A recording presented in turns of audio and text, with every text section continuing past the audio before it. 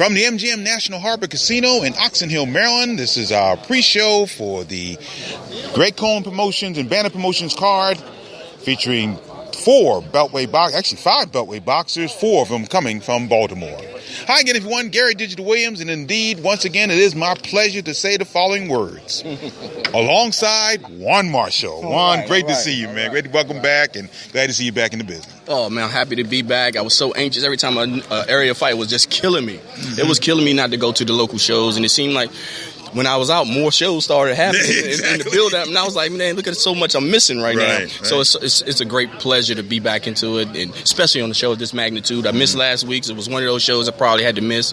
Put it in credentials, but I knew it was too late. But I think it was just my urge just to say I did it. Exactly. You know, and like I said, it's just a wonderful thing happening for this area. 2017 has been a blast. Oh, no question about it. No question about it. It's great indeed to have you back here. And we are going to talk about this card. Before we talk about this card, I do want to make one quick correction, and actually a sort of adjustment to what I said on my podcast earlier this week, my News and Notes podcast. I was talking about the foolishness that took place here after the Lomachenko-Sosa card out in the hallway somewhere in the building between Javonte Davis and Tevin Farmer. And I actually had the area kind of mixed up. I really wanted to say that Tevin Farmer wants to be where Javonte Davis is. And my whole point, I don't know if you heard it well, my whole point was that Javonte Davis needs to be quiet, put Tevin Farmer in the rearview mirror, and concentrate on Liam Walsh coming up May 20th. And to put light on things like that, it happens so often, maybe because it's a big deal now because it's one of our local guys, you know, and we've seen the rise of Javonte Davis so fast and to become a world champion, and it seems like he shouldn't be talking, which is part of the sport. But he needs, like you said, he needs to concentrate on what's happening right now, and which he has on May the 20th. And he has to go into somebody else's backyard, and he needs to be focused on that and not let any outside distractions take his focus off of that. Because it'll make him look past what he has coming for. Exactly. And Tevin Farmer, Javonte Davis does not happen unless Javonte Davis beats Liam Walsh. And that's the bottom line. And even with that, after Javonte wins, Tevin Farmer still has a few more things to do before that even happens to fight Javonte Davis. So, you know, like I say, it's part of the boxing game, and it happens. It's going to continue to happen, you know, and Javonte is not excluded from the guys that's happening, but the only thing is he just has to focus on his fight, which I think he is. I think he's very focused on the task at hand when he has to go over to London to fight. And I think he will do exactly what he's been doing inside the ring, is just show his talent, because when it's time to fight, we all know what Javonte can do, and he turns the switch on. Yep, so I just wanted to clear that up, make sure that everybody understood where I was coming from on that, and I was a little upset and just wondering why we were going, you know, he was even bothering that situation. But BS, man, let's turn our attention here to what's taking place tonight at the MGM National Harbor Casino. Second time in 6 days here. Maryland Commission doing an outstanding job, as we've been talking about. And of course, our main event tonight is a 12-round bout for the interim WBA light heavyweight championship. The champion is Dmitry Bivol from Veslovik, Russia. He's 9-0, 7 KOs, and he takes on Samuel Clarkson out of Cedar Hill, Texas, 19-3, 12 KOs. And before we went on the air today, we had a great conversation with the executive producer, of the Showbox telecast you'll see tonight, and that is Mr. Gordon Hall. And he was so gracious to us. He came over to us and asked us our opinions on the on the card, and that says a lot. I mean, it really doesn't. I take that very, very humbly, and I appreciate his time doing that. But he thinks this is going to be an outstanding matchup here tonight. Yeah, most definitely. And I talked to him, and I told him that, you know, I'm very excited for Showbox to do fights like this. You know, they've been doing it for a long time, to showcase some of these talented fighters that they have, and be able to let everybody else see who they are instead of them fighting at home all the time. People get to see them not just at home but across the country. Right.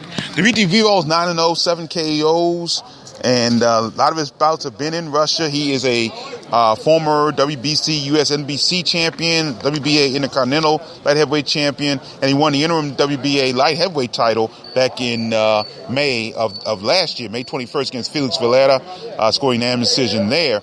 But He's made one defense of the title, but he faces a guy in Samuel Clarkson who is capable of getting big wins. He's done it before. Of course, he did against one of our own boxers. That's Jerry Odom, and he also his last loss came to a guy named Jesse Hart, who fought here last Saturday here at the MGM National Harbor Casino. Won a big bout here, 5th round knockout. He's also beaten the likes of Cedric Agnew.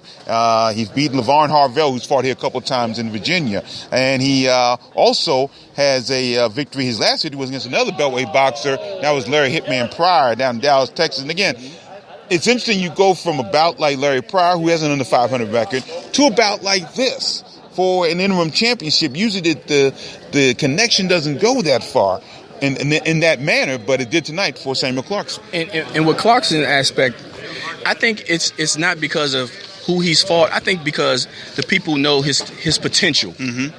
And what he's capable of becoming. Right.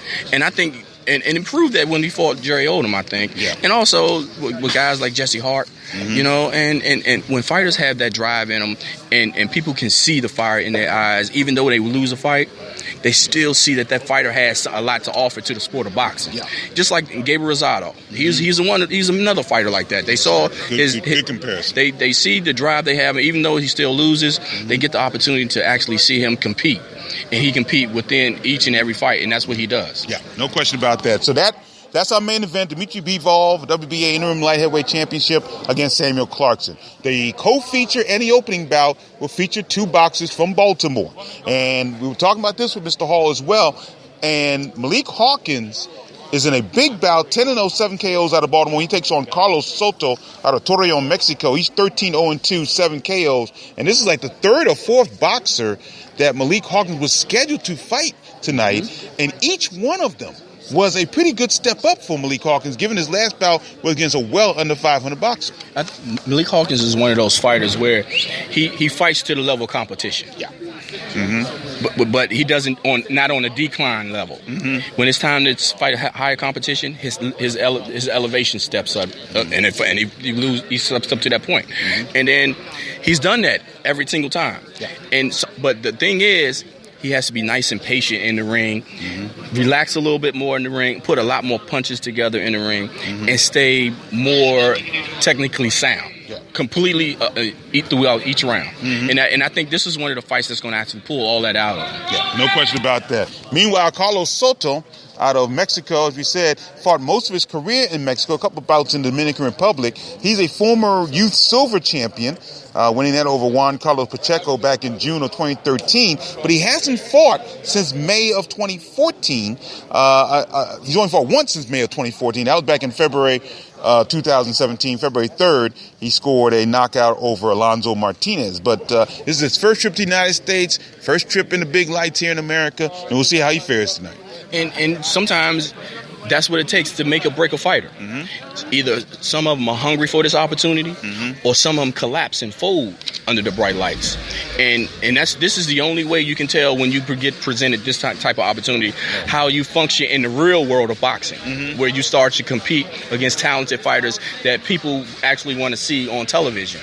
You know, and you step above the club shows, you're able to go to the next level and get yourself the opportunity to fight like this. Prime example, like Jared Hurd. Right. I will always use Jared Hurd as an example of how a one-way fighter can move and to become successful as a fighter. Yep, no question about that. So that's our co-feature. Malik Hawkins, 8 rounds against Carlos Soto in the welterweight division. The opening bout on the Showbox telecast tonight will feature Glenn DeZern out of Baltimore, taking on Leroy Davila out of New Jersey. He's out of, I believe, New Brunswick, New Jersey. Glenn DeZern, 8-0, 6 KOs. In its first nationally televised bout, Davila, a 2-time amateur. A kind of a step up for Davila in the sense that he's only had 5 pro bouts. But Glenn DeZern, will have to see if he goes into the big lights, how well he fares. And he's added some added press. I hope you had a chance to see the great article by Bob Vellin of USA Today. I believe it's Vellin of USA Today, and he did a great story on not only Glenn DeZern, but his wife, Franchon Cruz DeZern, and it was wonderful. So he's getting that added press already, which could add some more pressure to him tonight. Yeah, and that's another case where sometimes if you're used to the pressure and you're used to the added press, maybe he got used to it under Franchon. Right. Mm-hmm. You know, with her career. Right. He's used to the cameras. He's used to being talked to about his wife being successful as a fighter. Now he's starting to mix in with his own career. So maybe that part of it he might be used to already. That's a good point. And also, you know, with this fight right here, it's something he's been waiting for the longest time. We've always talked to Glenn, and throughout his career, he was scheduled for fights, and fights would fall out, and then he got back on the track where, you know, he was able to be successful and maintain bouts and maintain fights to get some wins, and now he has another opportunity to do exactly what he needs to do tonight, is be under the big lights and showcase his talent, which he's very talented as a fighter, and show that he's durable. And now he's in an 8-round bout tonight. It's first time. Yep. First time in an 8-round bout, and he's going to get pushed by somebody with a magnitude in the amateur career, which is focused on being on the big stage as an amateur. Right. A lot of amateurs with great careers, they're used to the big lights, they're used to the big stage, and they used to be that main event on the amateur level. Right. You know, will his opponent tonight, will he be able to? Is it Davila? Will Davila be able?